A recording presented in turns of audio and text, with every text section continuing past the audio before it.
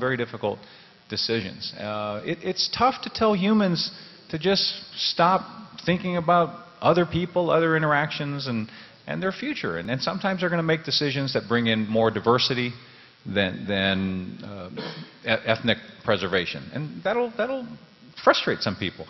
But it seems to be the way of life. And our challenge is to try to still make Guam a good place for all of those that choose to make Guam their home. Okay, thank you very, very much. The soundbite of the day is build it so they'll stay.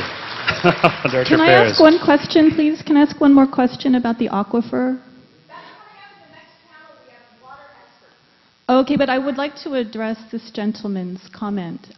That is, I spoke with an EPA representative last week, and he said that the USGS, United States Geological Service, has a study underway to check the flow of the rainwater going in.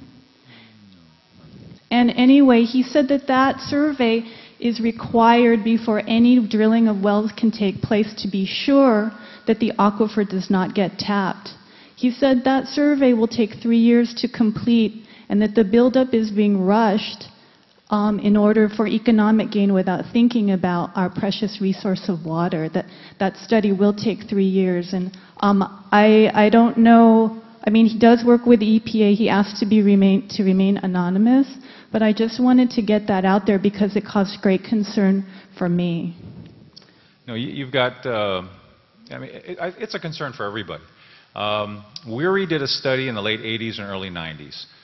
DOD and JIGPO spent their own money to update that study. And that study suggests that the initial study that WERI did 20 years ago is still valid. That the average yield is about 80 MGD, 80 million gallons a day can come up from our aquifer every day. Right now we're only pumping up 40. Okay, so from a macro perspective, there's enough water for additional growth. The specific study you're talking about is something we've all been talking about, and we are concerned that we don't have 3 years to figure this out. So actually there's some people in town right now being paid for by DOD, working with GWA and eventually with EPA on that question. What is the yield of this aquifer? How much growth can it handle? I don't think any of the professionals in the business, and you can ask them at the next session, are worried about the next 10 years.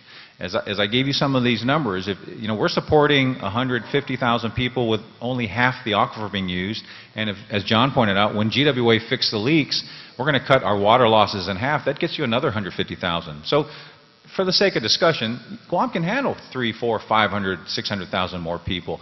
Whether we do the study quickly or in the next 3 years, that's not the immediate. So the immediate concern isn't that. It's the bigger picture of, at some point, that aquifer begins to have its yield reach a level where you don't want to go past. Well, according to this scientist, it's not a question so much of volume, although volume is a point, but it's also the points that the wells are driven, because it's a freshwater lens. Yes, and you right. have to be sure that the wells are going to be in place. Correct. And that's why the study of how the water flows is crucial. But that tells you where to put them. It doesn't tell you that you shouldn't put them in there or that there's not enough capacity. No, but until you know where to put them, you could be tapping into a place that would suck up the salt water from underneath. No, because EPA won't permit a well that has high chlorides. We won't permit a well that has chlorides. But that's why you do test wells. So this study is helping to indicate where to put them. But we're putting in test wells now because Guam is growing. Are you a scientist? I'm not a scientist, but there are hydrologists and engineers that both the Navy and GWA have contracted, just like you're talking to EPA. Okay, he's another scientist, and the scientific engineering community of Guam, with a lot of participation by WERI, we're all looking at that question you're asking. Okay, hope so. Thank you. We are. Yeah, thank you. We'll bring that up in the next panel, actually, because WERI and other environmental scientists will be on the panel. Thank you very much, panel.